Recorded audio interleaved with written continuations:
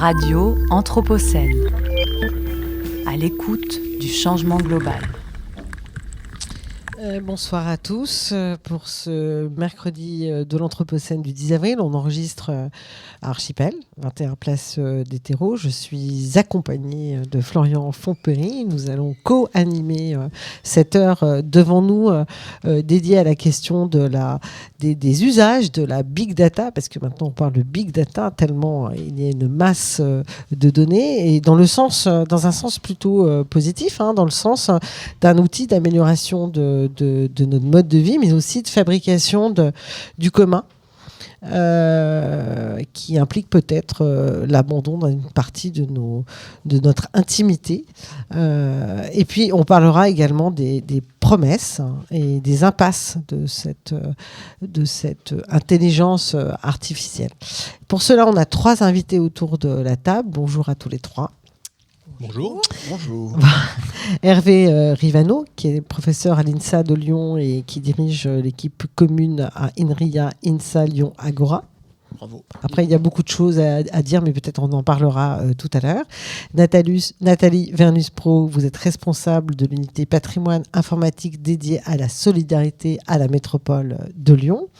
Et puis, David Léché-Auchapt, vous êtes administrateur général des données de cette même métropole de Lyon.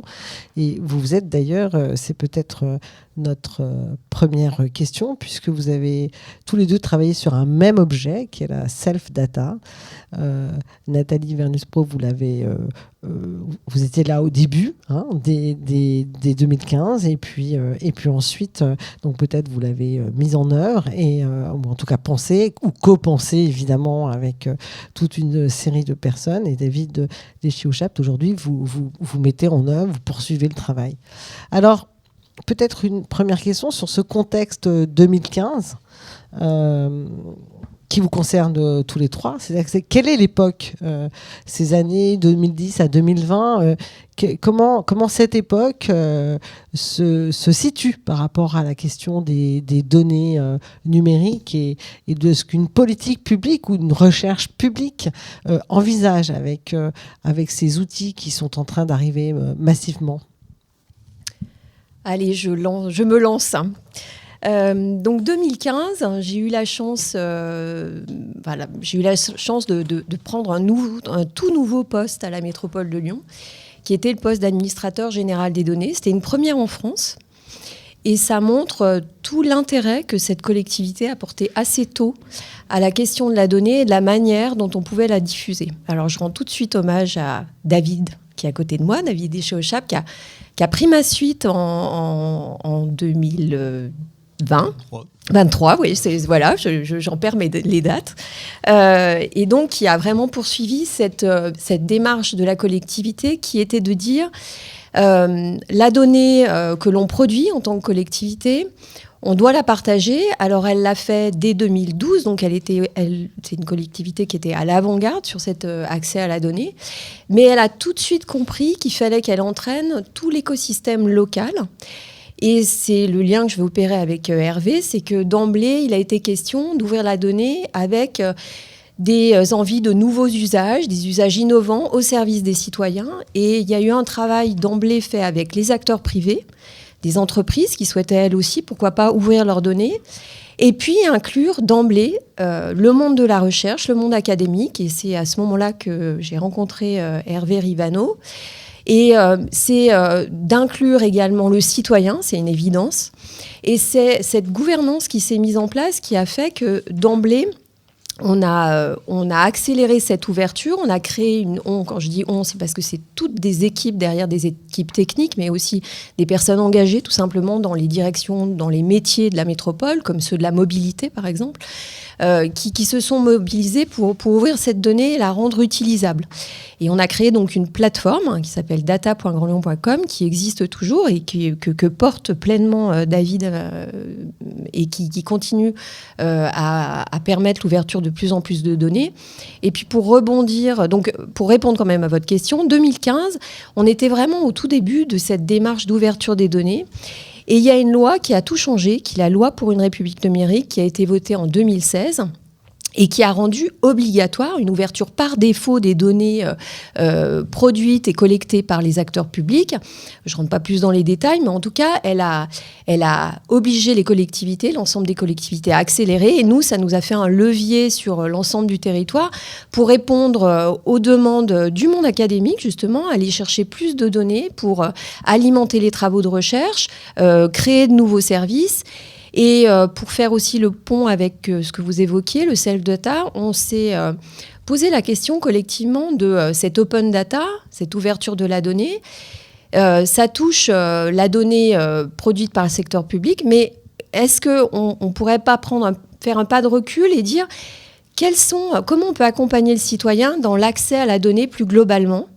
Et comment on peut faire en sorte que ce citoyen se réapproprie notamment ses données personnelles. Et c'est là que vient cette approche plus globale de l'open data, du self-data. Et le self-data, c'est la production, l'exploitation et le partage de la donnée personnelle par les individus sous leur contrôle et à leur propre fin. Donc on met tout en œuvre pour qu'ils accèdent eux-mêmes à leurs propres données et qu'elles ne soient pas forcément que préemptées par les plateformes monopolistiques, on va dire. Mais du coup, elles le sont. Je dirais non. Et non parce que c'est un engagement, parce que je ne veux pas, mais on est beaucoup autour de cette table et un grand nombre de plus en plus à se dire que non, pourquoi on laisserait les plateformes préempter nos données ? En ce moment, je lis un livre d'Asma Mala qui s'appelle Technopolitique et elle parle de l'impact de la technologie qui disloque l'intime. Et je trouve que c'est très révélateur. Ne nous laissons pas justement disloquer intimement et faisons en sorte que nos données, on puisse se les réapproprier. Et c'est toute la question de comment le citoyen s'approprie ses propres données, répond à ses propres besoins en diminuant sa dépendance aux plateformes. Et pour ça, David a une solution. On vous écoute. Alors peut-être pour illustrer ce que vient de présenter Nathalie. Alors moi, avant d'avoir la chance de prendre la suite de Nathalie au poste d'administrateur général des données, je travaillais du côté de transition énergétique à la métropole de Lyon en tant qu'ingénieur Smart Grid. C'était l'époque où on parlait beaucoup de Smart City, Smart Grid. Et derrière Smart Grid, nous on mettait la question de comment les données issues des compteurs communicants, vous connaissez Linky, Gaspard, etc., qui sont arrivées en avant-première sur le territoire, comment ces données, elles peuvent nous aider à accompagner, à accélérer les actions de transition énergétique sur le territoire. Et parmi les cas d'usage qu'on souhaitait développer, il y avait celui de permettre aux citoyens de s'appuyer sur ces données personnelles, de les récupérer pour comprendre ce qu'il consomme, pourquoi il le consomme et comment il peut baisser ses factures. Donc on avait un cas d'usage concret, un outil de plus qu'on voulait mettre dans notre boîte à outils d'accompagnement du territoire à la transition énergétique, à la sobriété énergétique. Et on se posait la question de qu'est-ce qu'on fait de ces données personnelles. On était à une époque où on recevait encore des courriers s'émouvant de l'arrivée de Linky avec des craintes autour des données personnelles. Est-ce que je suis espionné quand on récupère ma courbe de charge, etc. Donc on a besoin d'une réponse concrète pour gérer ces données personnelles et permettre aux citoyens de les utiliser pour son bien propre. Et donc c'est là où on s'est croisé avec Nathalie. J'avais le problème, elle avait la solution. Et donc concrètement, aujourd'hui, les citoyens du Grand Lyon, ils peuvent utiliser un espace numérique personnel, donc de self-data en opposition au big data, que vous avez cité, et ça nous a fait un peu hausser les sourcils, parce que voilà, nous, c'est plutôt cette approche du self-data de comment le citoyen il récupère ses données et il arrive à les utiliser dans plusieurs outils. Et donc concrètement, cette plateforme, ça permet aux citoyens d'utiliser l'outil sans que nous, métropole ou un prestataire ou autre, ne récupère ces données. Donc on est vraiment dans un modèle qui va complètement à l'opposé des big tech et qu'on souhaite développer le plus possible sur le territoire et on espère demain sur d'autres territoires en France. Juste une question de précision technique. Ces données, donc elles ne sont accessibles par un mot de passe et une plateforme sécurisée. Donc il n'y a que le citoyen qui peut y accéder. Absolument. C'est l'image d'une chambre forte dans une banque dans laquelle vous aurez encore un coffre-fort personnel pour chaque client. Il n'y a que le client qui peut accéder à son coffre-fort personnel. Et donc, nous, Métropole, on n'a pas accès, par exemple, à ma courbe de charge, évidemment. C'est la Suisse, quoi.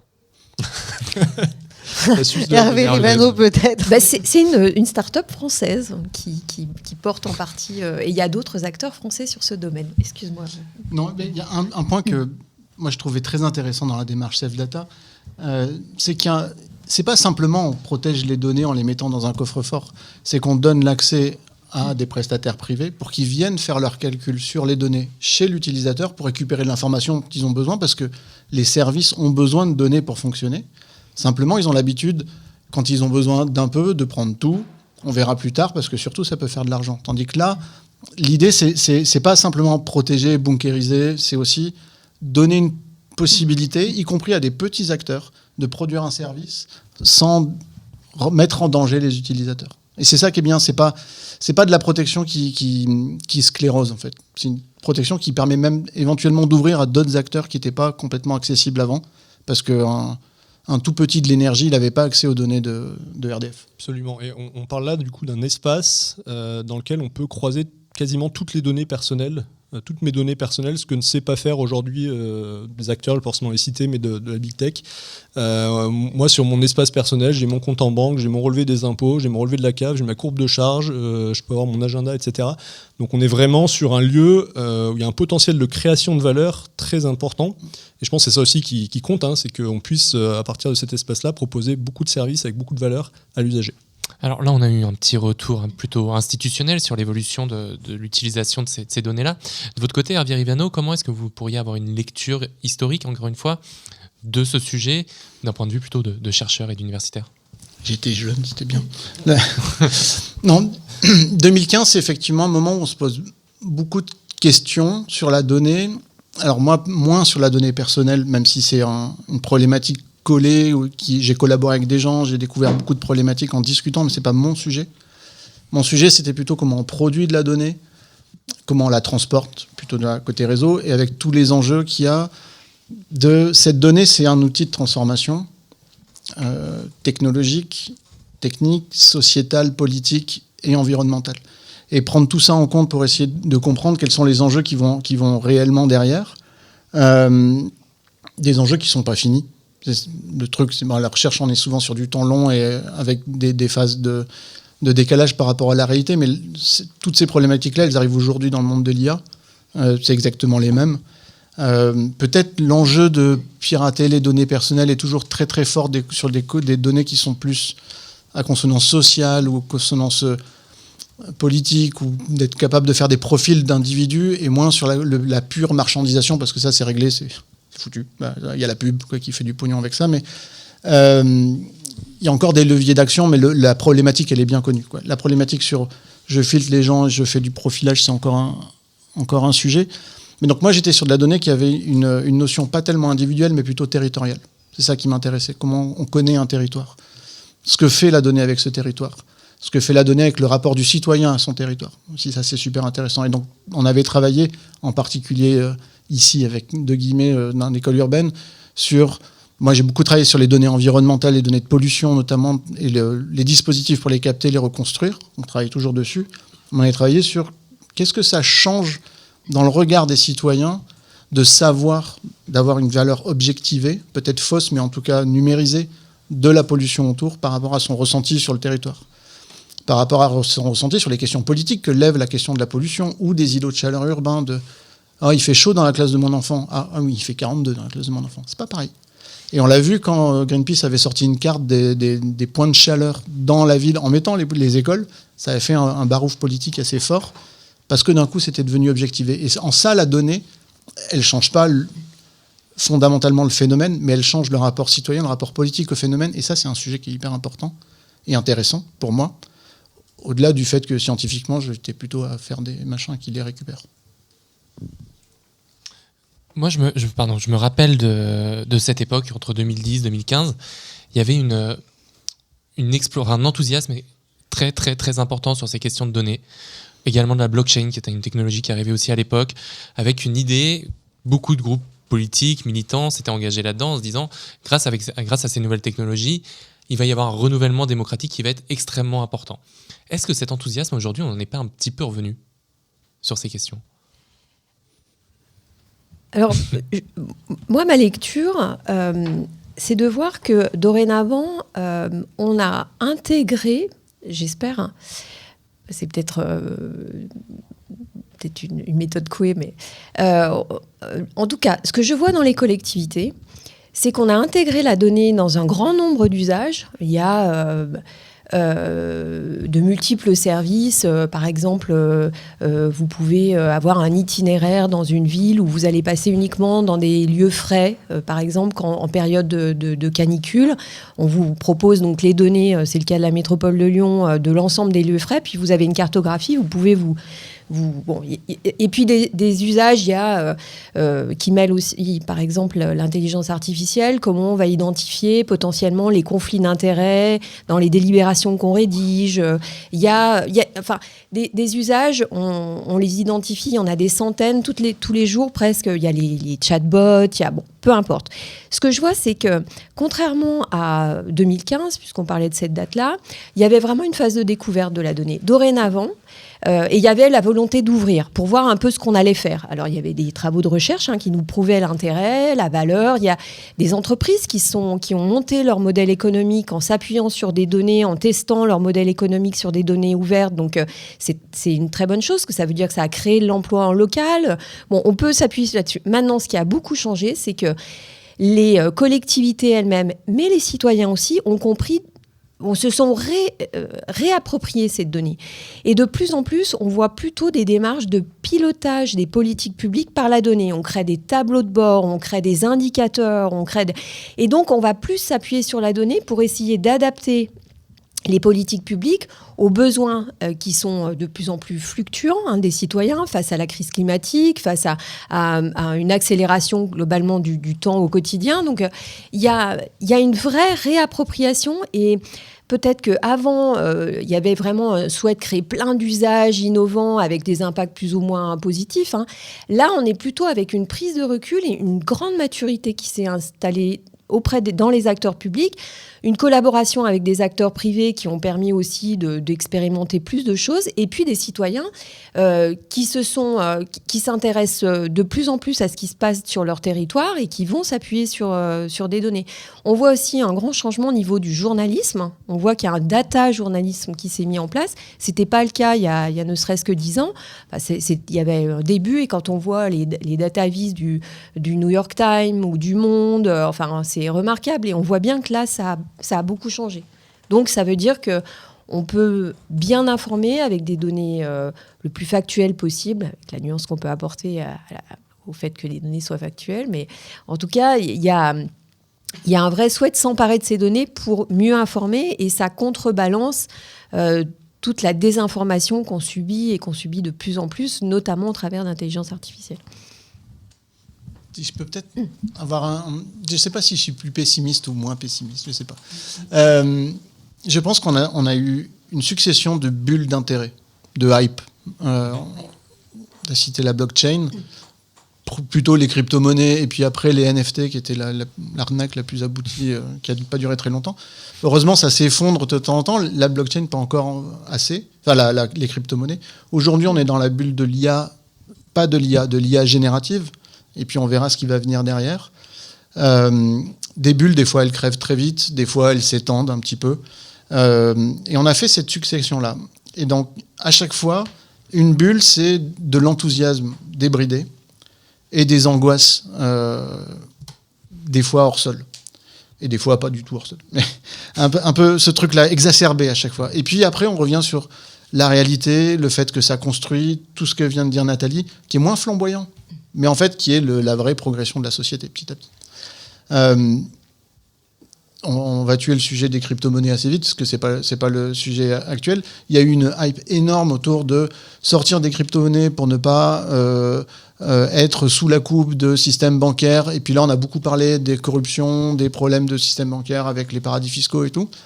Puis finalement, la crypto-monnaie, ça sert à financer les mafias, à faire de l'évasion fiscale et à contourner les embargos diplomatiques sur des pays qui polluent à mort quand ils font des choses qui sont extrêmement impactantes pour l'environnement, dont le calcul de crypto-monnaie.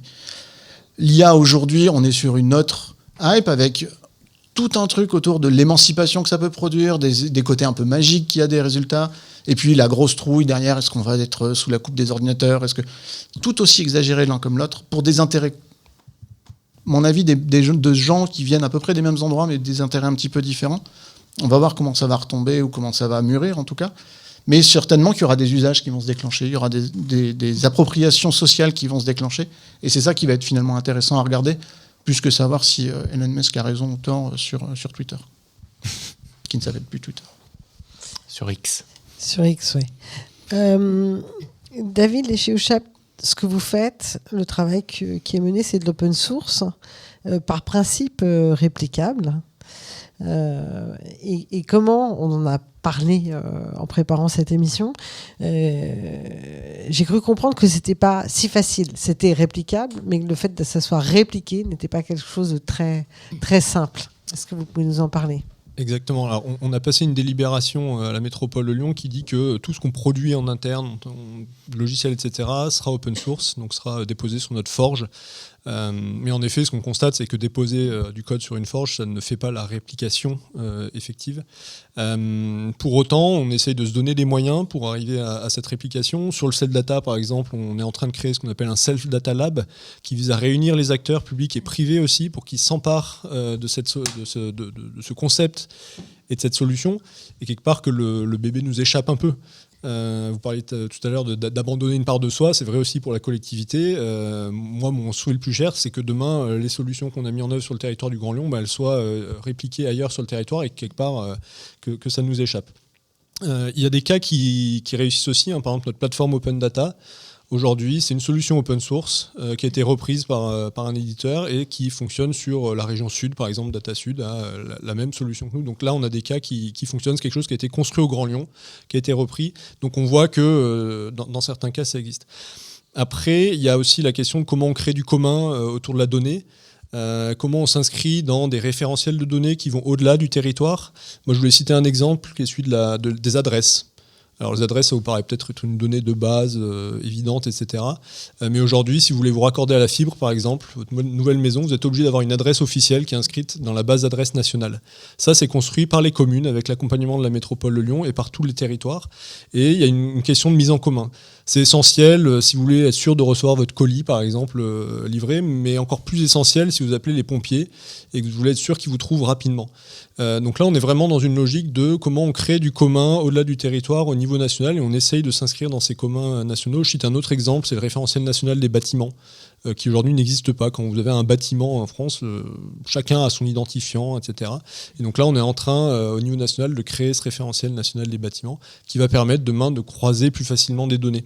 Moi, j'ai travaillé sur les questions de transition énergétique. On essayait de récupérer les données des distributeurs d'électricité, de gaz, de chaleur, etc., pour voir tel bâtiment, combien il consomme. Est-ce qu'il y a un enjeu d'efficacité énergétique, de rénovation sur ce bâtiment ? On voit que c'est extrêmement compliqué en fait, de croiser ces données, parce que chacun les crée dans son coin, avec son langage propre, et donc il y a un intérêt à créer ces référentiels pour qu'on puisse croiser la donnée. C'est là où la donnée va avoir son intérêt, c'est quand on les croise entre elles. Et donc voilà, il y a cette logique, je parlais tout à l'heure des codes et de l'open source, mais aussi sur la création de référentiels, d'arriver à ne pas faire chacun dans son coin, mais à faire ensemble, à faire du commun. Et on est en effet sur des cas d'usage qui sont peut-être un peu moins rutilants que la Smart City, etc. Mais ça, c'est vraiment du concret et c'est des choses qui servent vraiment au quotidien. Et c'est peut-être ça qui reste après les bulles dont on parlait à l'instant.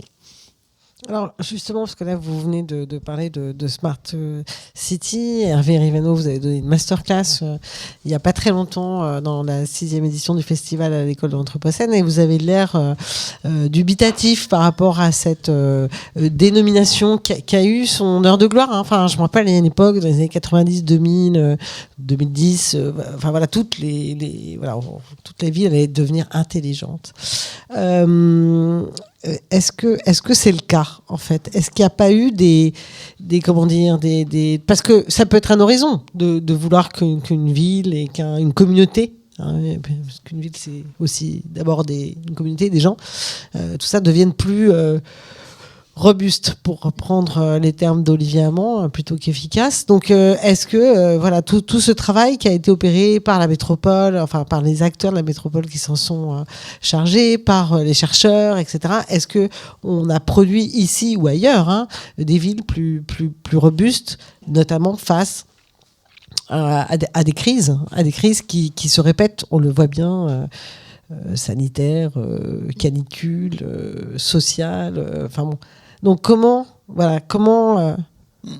avec un tout petit peu comme ça de delta, 10 ans, 20 ans de travail ?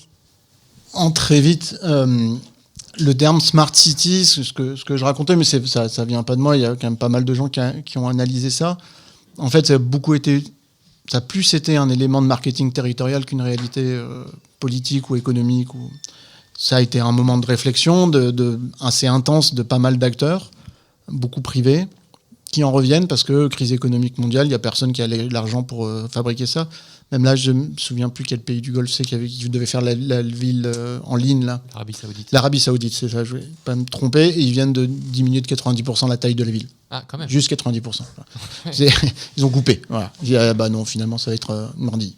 Mais parce que finalement, ça ne marche pas quand c'est décrété.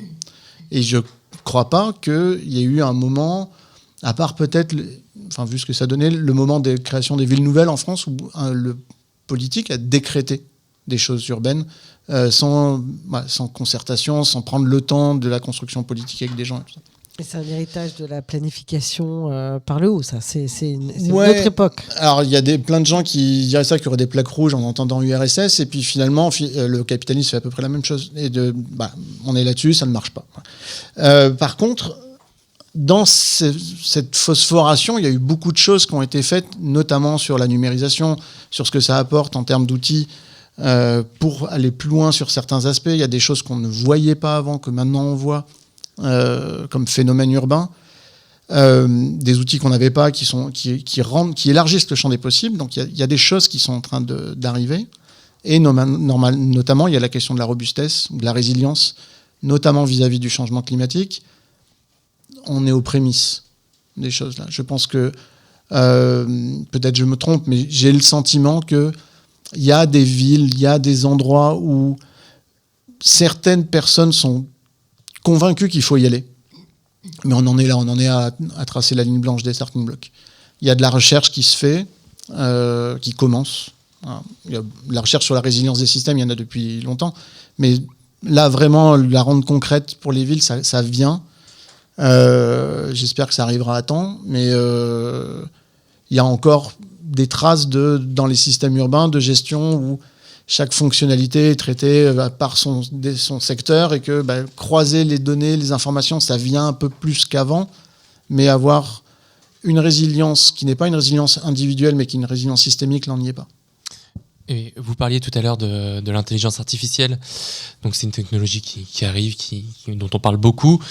Est-ce qu'elle peut être utile si on parle de l'intelligence artificielle, comme vous le disiez, au-delà de juste le bot génératif textuel?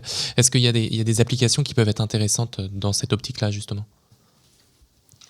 Oui, évidemment.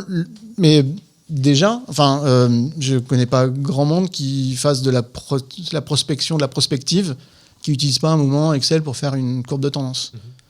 C'est la base de l'IA. Bon, j'exagère un peu. À un moment, je disais, les boîtes qui vous vendent de l'IA, en fait, ils vous vendent une régression linéaire qui est en fait dans Excel. Mais l'IA, c'est pas du tout nouveau. C'est très vieux. Ce qui est nouveau, c'est l'émergence de ChatGPT et ses cousins sur l'IA générative. Ça, c'est le phénomène nouveau. Mais les outils d'IA existent depuis longtemps. Ils sont en développement constant, permanent. Il y a beaucoup de progrès qui sont faits. Il n'y a pas une voiture aujourd'hui qui roule sans IA. Un système de contrôle de vitesse avec un freinage, il y a une petite IA dedans, pas forcément ChatGPT, heureusement d'ailleurs, mais un drone ne vole pas sans IA.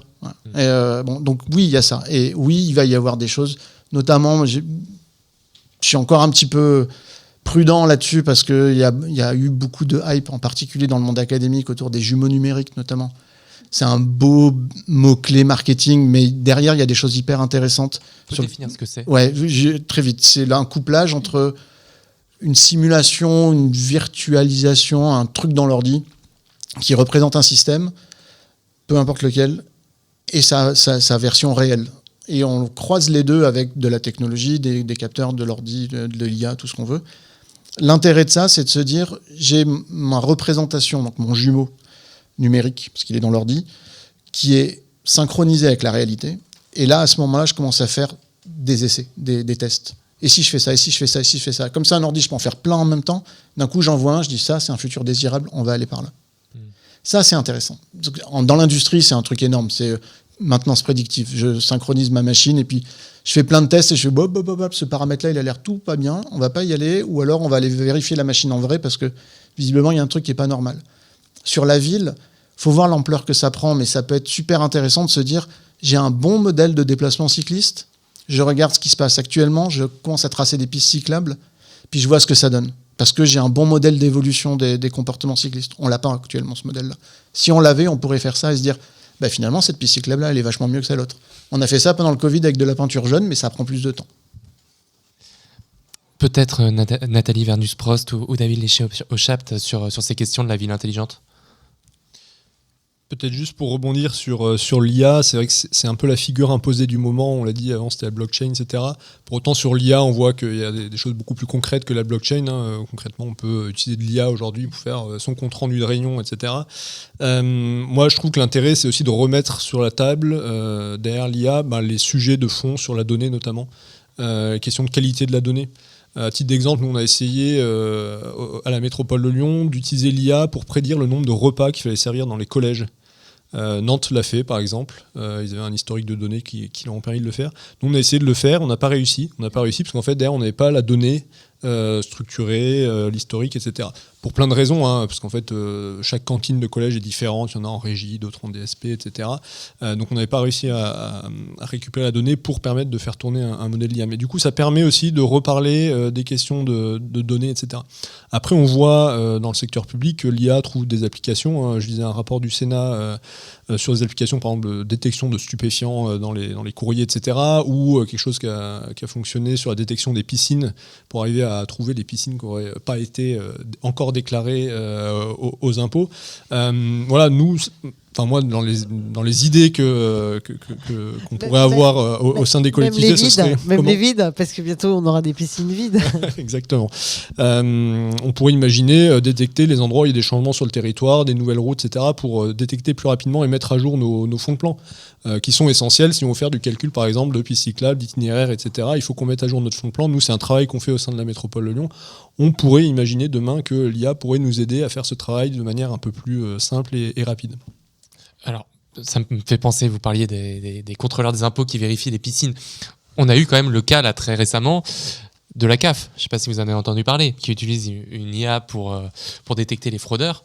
Et il s'est avéré que cette IA, elle est pas vraiment raciste, mais en tout cas, elle ciblerait davantage les plus vulnérables. Donc, ça pose quand même des soucis, des questions en termes de solidarité, en termes de démocratie. Qu'est-ce que vous pouvez nous en dire ? Alors, moi, j'aime à citer l'article 15 de la Déclaration des droits de l'homme. La société a le droit de demander des comptes à tout agent de son administration.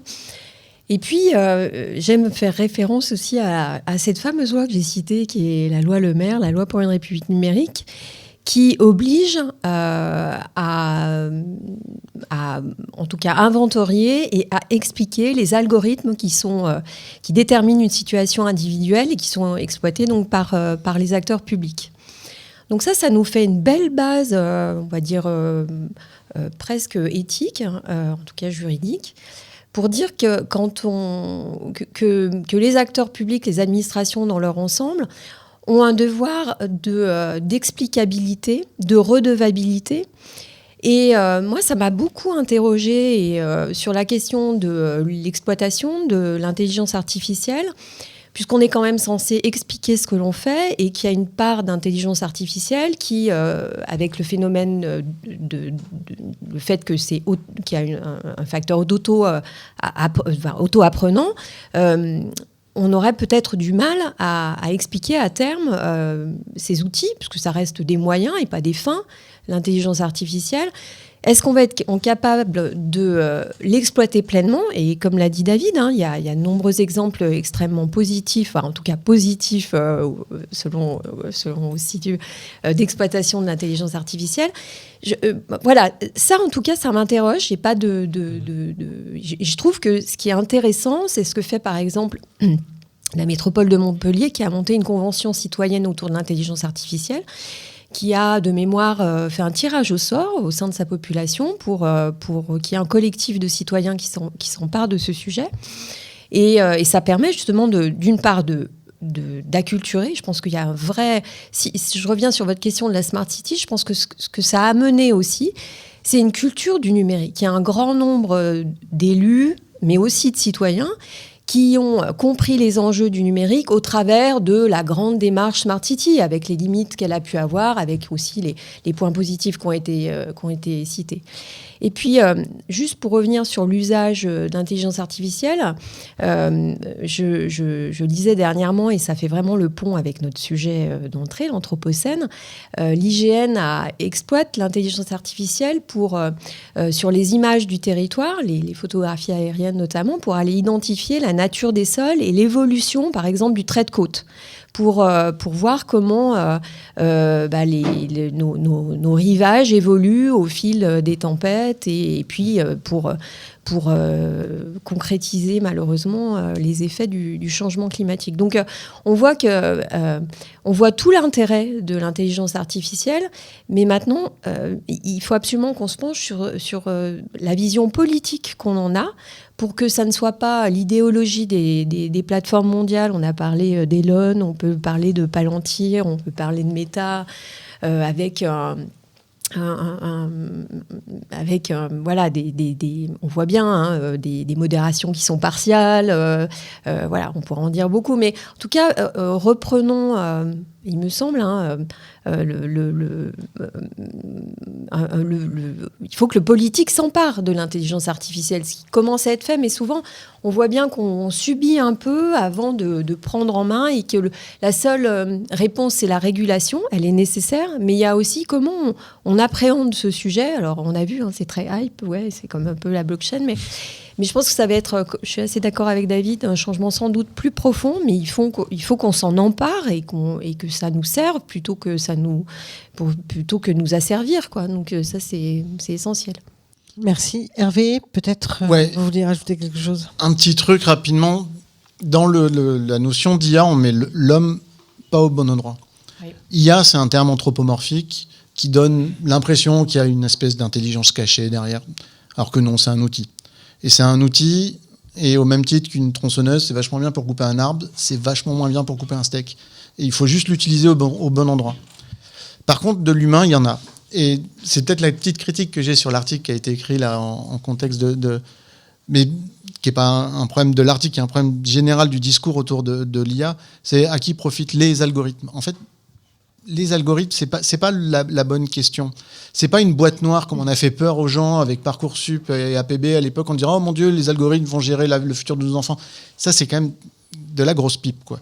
L'algorithme de l'intelligence artificielle, il est sophistiqué, il est complexe, il y a des maths derrière, il y a des données.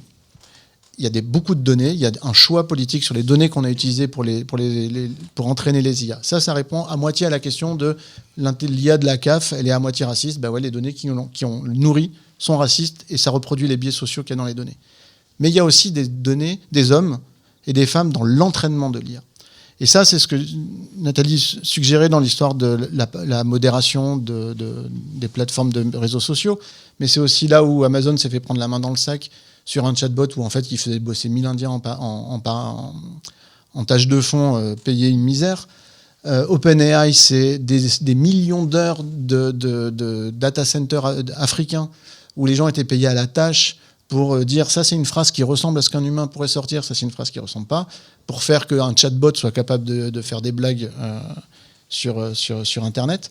Il y a des gens au milieu de ça. Il y a une émission magistrale de France Culture sur l'IA en train d'être développée par le ministère de la Justice pour classer les décisions de justice, où il y a des gens, des femmes, parce que sous métier mal payé, répétitif, machin. J'ai adoré cet article. Elle est géniale, qui montre à quel point, d'abord, ça rejoint la question de la qualité de la donnée, et que cette qualité de la donnée, oui, derrière, il y a des humains. Il y a des humains, et en plus des femmes en France quand on les exploite, des Africains quand on est dans l'international, parce que quand même ça coûte moins cher que les femmes en France. Il faut vraiment se mettre ça en tête derrière. C'est un capitaliste sauvage qui exploite les failles du système pour aller faire pas de l'argent, parce que ça en coûte encore beaucoup. Et donc, du coup, il faut se poser la question de quels sont les intérêts politiques et financiers qu'il y a derrière, parce qu'il y a une vraie question sur comment on a dépensé autant d'argent pour faire tourner un truc qui n'est pas rentable et qui ne le sera pas avant un petit bout de temps. Et puis, le dernier point qu'on n'a pas encore traité, c'est l'impact environnemental de ces trucs-là. qui est colossal. En regard des usages et des intérêts qu'il y a, ça pose une question qui est vraiment complexe parce qu'après, il faudrait savoir qui peut dire quel est un bon usage ou un mauvais usage. Mais il y a clairement des usages qui semblent un peu plus raisonnablement désirables que d'autres. Moi, que des radiologues se servent de l'IA pour détecter des tumeurs sur une radio beaucoup mieux que ce qu'eux sont capables de faire, très bien, c'est parfait. Ou pour les cotes, etc. Prendre une IA pour faire un truc qu'on sait faire nous-mêmes, un résumé de texte, peut-être un peu, je sais pas. Pour aller faire de la détection faciale pour suivre des gens dans une manif, voilà. Désolé pour Darmanin, mais non. Mais l'argument à chaque fois, c'est de dire qu'en fait, s'il n'y a pas toutes ces applications commerciales, il n'y a pas assez d'argent pour développer les applications qui sont intéressantes et utiles. Il n'y a pas d'argent. Du tout. Là, Google est en train de dire peut-être on va commencer à faire payer les gens qui utilisent Gemini parce qu'on n'est pas rentable. Parce que derrière, il faut une centrale nucléaire pour faire tourner le modèle qu'ils ont. Mais c'est de l'investissement. Ils espèrent être rentables avec ça à terme. Peut-être, je sais pas. Je suis pas sûr. Et justement, vous parliez de vidéosurveillance. Moi, ça m'intéresse aussi. À la ville de Lyon, ça a été mis en place. Comment est-ce qu'on gère ces données de vidéosurveillance ? Alors nous, on travaille à la métropole de Lyon. À la métropole, pardon. Et donc, ça n'est pas notre compétence. Et ben voilà, c'est une question qui tombe à l'eau. Ça tombe à l'eau. Facile quand même. Ponce Pilate maîtrise. Ouais. Non, mais j'avais une question tout à l'heure. Vous avez parlé. Vous avez remis la question de l'humain, évidemment, derrière les algorithmes et derrière toute cette intelligence qui est fabriquée, etc. Et vous avez pointé du doigt collectivement, voilà, les GAFAM, quoi. Mais moi, j'ai un petit doute de citoyenne. C'est-à-dire, je me dis que le politique s'empare quand même furieusement de cette affaire. Alors, j'ai autant de méfiance. Je sais pas, Vladimir Poutine, Elon Musk. Enfin, mon cœur. J'hésite, quoi. Vous voyez, c'est voilà. Donc, quand nous citoyens, on a lâché ces données au service d'un projet auquel nous adhérons en open source, etc. Il y a évidemment aucun problème. Enfin, j'adhère et je suis prête à abandonner un peu de mon temps, de ma valeur pour même contribuer à ces choses-là, y compris à mon insu. Mais tout ça est très fluctuant, tout ça, et les hommes et les femmes politiques se succèdent et on n'a aucun on peut pas se protéger en fait. Tout ça est très anxiogène malgré tout pour nous citoyens, même si au bout du compte il se passe beaucoup de choses intéressantes qui nous revient aussi. Ce qui est très rassurant, c'est que entre, on va dire les deux, je crois que j'ai vu le terme de big state. En tout cas, ces États qui sont majeurs dans les technologies, qui sont d'un côté les États-Unis, de l'autre côté la Chine. Au milieu, on a l'Europe. Et je trouve ça très rassurant et j'aime à croire que toute la réglementation qui est en train d'être mise en place, alors DSA, DMA, Data Act, Data Governance Act, IA Act, bon j'arrête. Mais en tout cas, toute cette réglementation-là, souvent elle fait référence au RGPD. Et tout ça, ça va quand même dans un sens de la protection du citoyen et surtout de la garantie que... oui, le citoyen a des droits sur ses données personnelles. Et j'aime à croire qu'on va montrer une autre voie. On a un ambassadeur du numérique, Henri Verdier, on a un Thierry Breton, voilà. On a des gens qui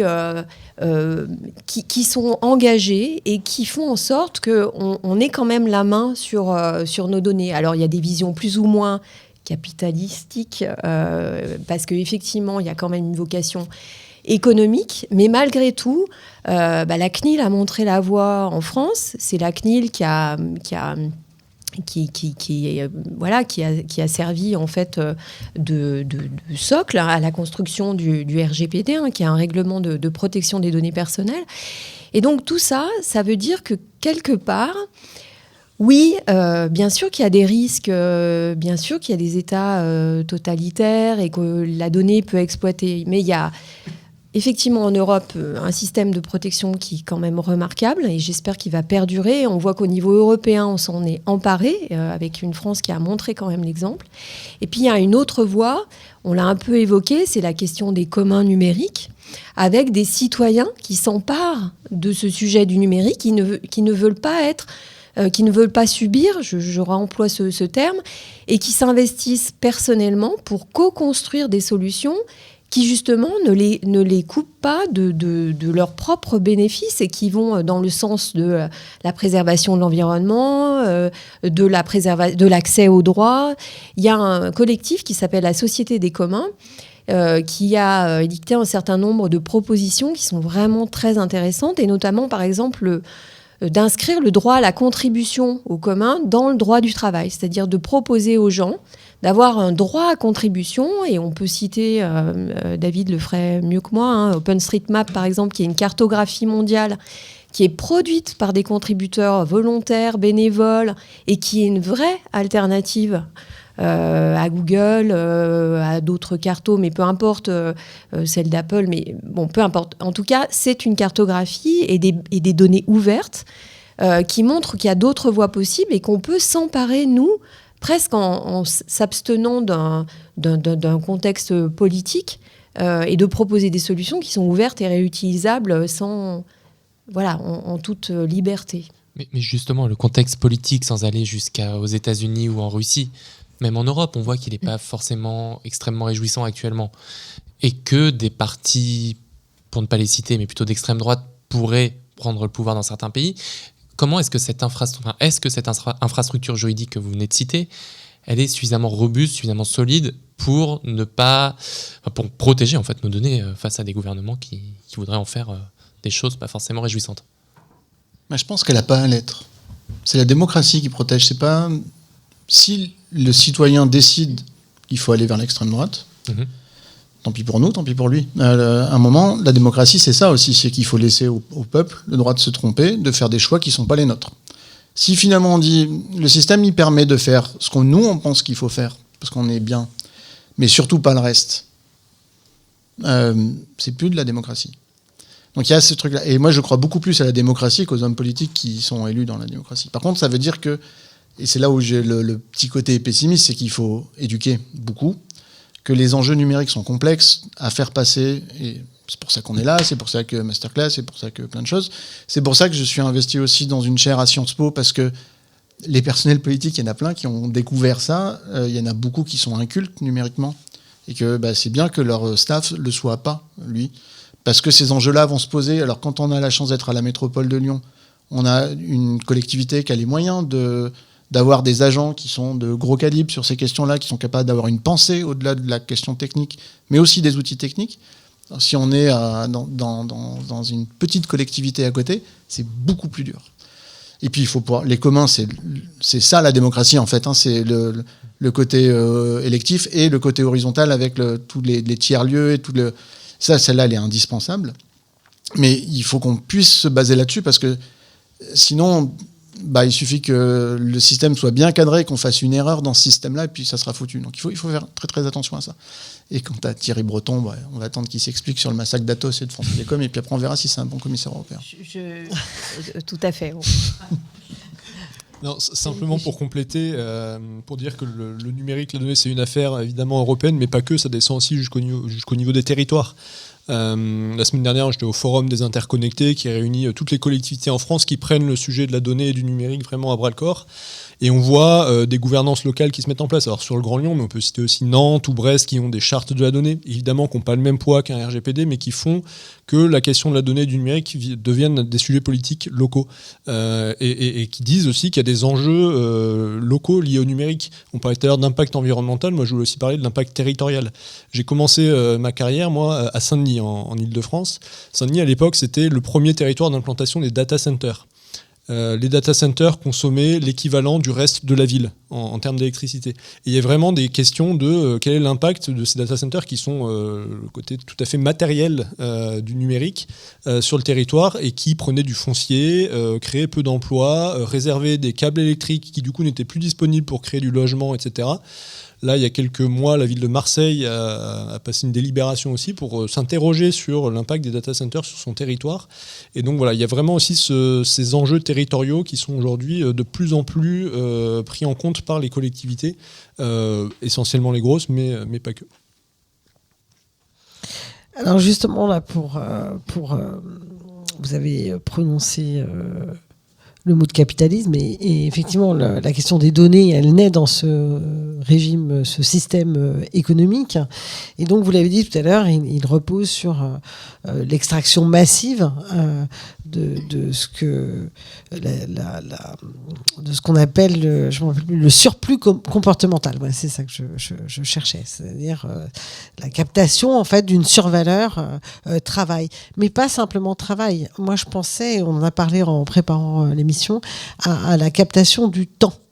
Aussi, de cette question du temps passé aux contributeurs plus ou moins volontaires, évidemment, à fournir de la donnée. Ouais, et c'était intéressant la proposition dont vous parliez tout à l'heure sur le fait de rémunérer ce temps, en fait. Ça va même à l'encontre de l'économie actuelle qui est celle des plateformes, qui est l'économie de l'attention, c'est-à-dire qu'on va capter l'attention des usagers et on va faire en sorte que on passe le maximum de temps sur les plateformes, quelles qu'elles soient, tous les réseaux sociaux notamment. Et ce temps-là, effectivement, c'est de l'argent pour les plateformes à terme, puisque c'est du cerveau disponible pour la consommation et les acteurs de la consommation. Ce qu'on évoquait ensemble en préparant l'émission, c'est de se dire que, et c'est ce que j'évoquais tout à l'heure, cette contribution, c'est le contre-pouvoir quelque part. C'est comment d'un consommateur passif de numérique, le citoyen devient un acteur, donc ça passe par l'éducation, comme le disait Hervé, c'est essentiel. Il faudrait vraiment que l'éducation numérique, que l'enfant, presque dès sa naissance, conçoive qu'il a un jumeau numérique, mais au sens où il a une vie numérique, mais qu'il la comprenne et qu'il la maîtrise. Et donc, passer du consommateur numérique passif à l'acteur où on va produire de la donnée, mais pour le collectif. Alors, on évoquait OpenStreetMap, on peut évoquer une évidence, Wikipédia. C'est bien des contributeurs bénévoles, volontaires, et puis on a plein d'autres. Et puis on a tout ce qui est du ressort de l'open source que vous évoquiez. On peut penser au système Linux. Tout ça, c'est des briques. On peut penser à la plateforme data de la métropole de Lyon, qui a été co-conçue. Il y a un grand nombre d'acteurs qui sont venus créer Alors, la métropole de Lyon a beaucoup investi, mais maintenant, il y a vraiment un grand nombre d'acteurs qui co-construisent ces communs.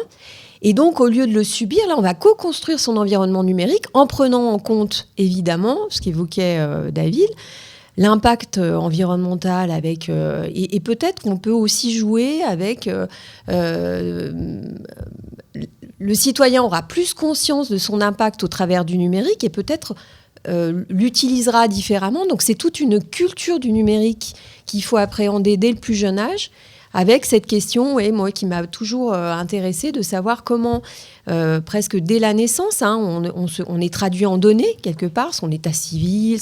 Donc pourquoi ne pas appréhender la question du numérique au plus jeune âge, pour prendre conscience de son impact, et puis pour faire monter son pouvoir sur le numérique.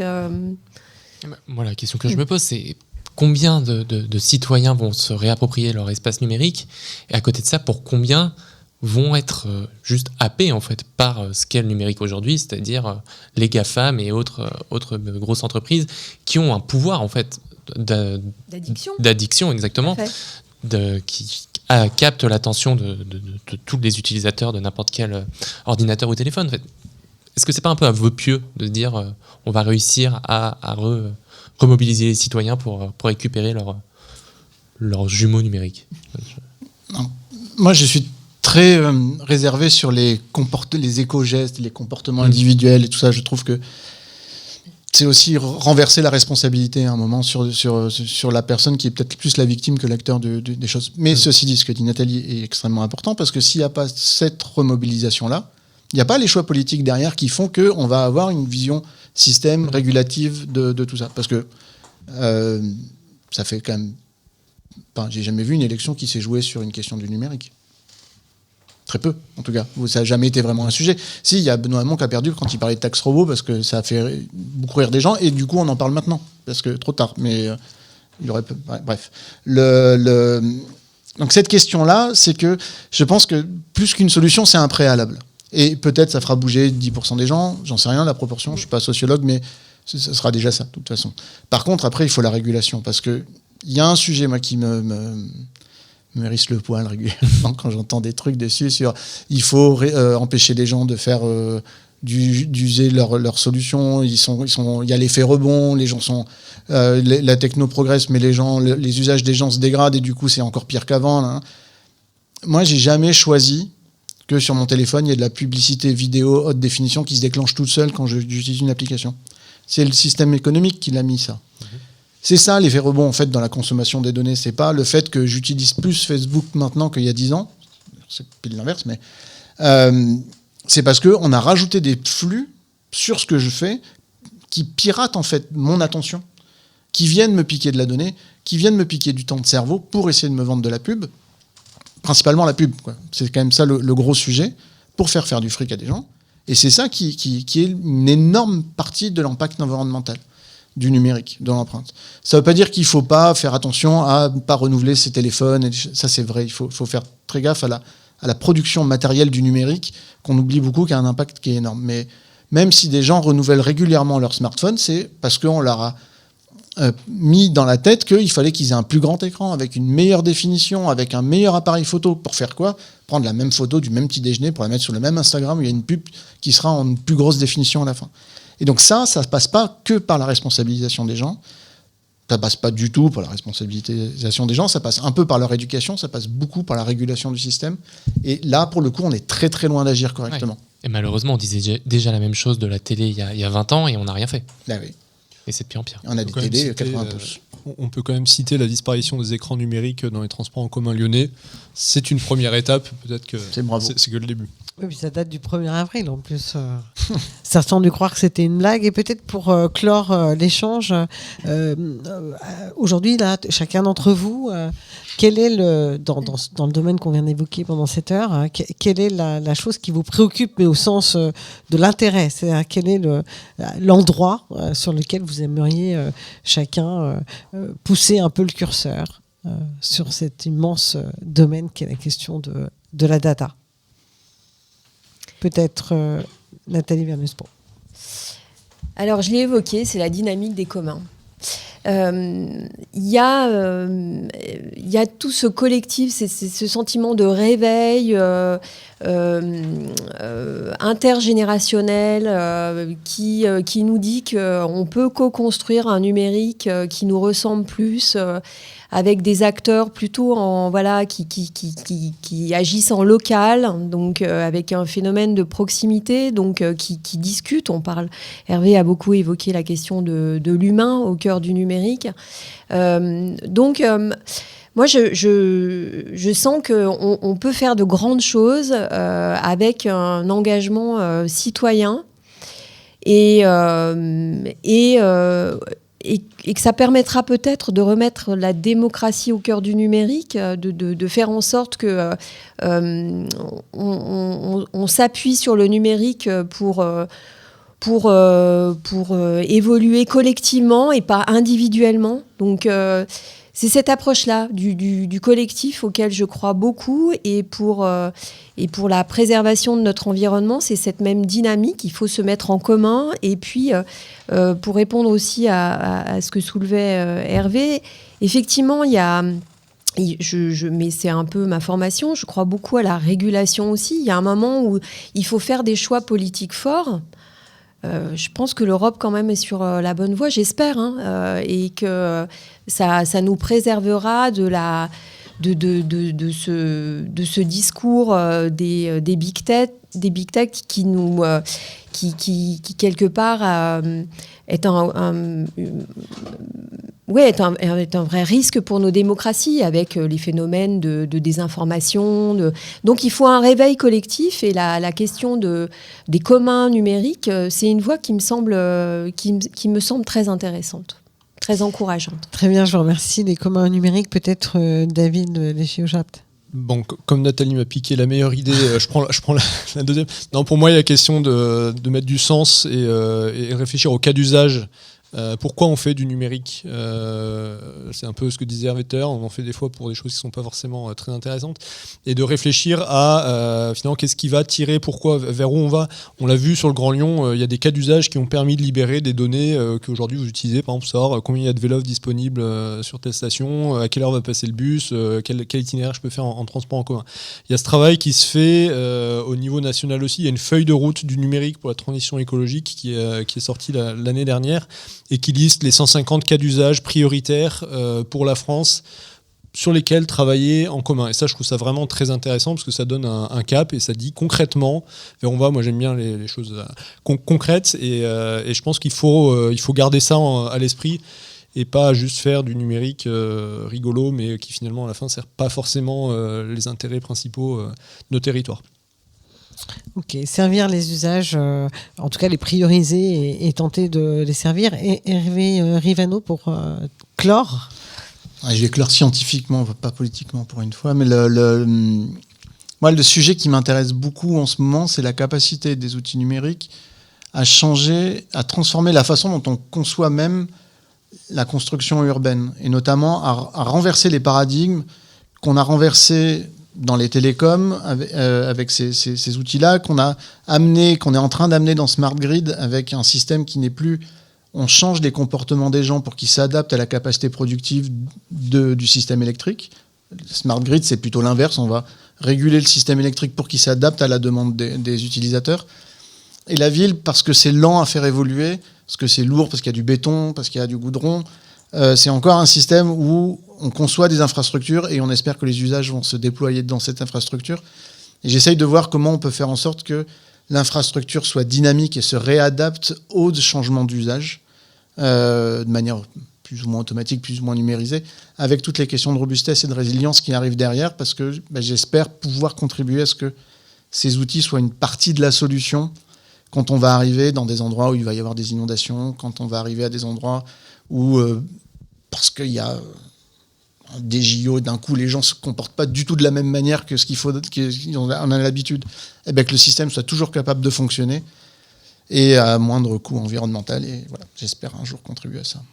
Magnifique, hein. Je crois que on a plusieurs pistes en tout cas devant nous, on les a entendues et beaucoup de gens au travail. On vous remercie tous les trois et peut-être nous reprendrons cette discussion un peu plus tard pour faire des points d'étape sur tous les horizons que vous nous avez fixés. On vous remercie beaucoup. Merci de nous avoir réunis. Merci beaucoup. On rappelle juste que toutes nos émissions sont à écouter et à retrouver en podcast sur notre site radio-anthropocène.fr et sur toutes les plateformes. Passez une très belle soirée. Y compris GAFA. Radio Anthropocène. À l'écoute du changement global.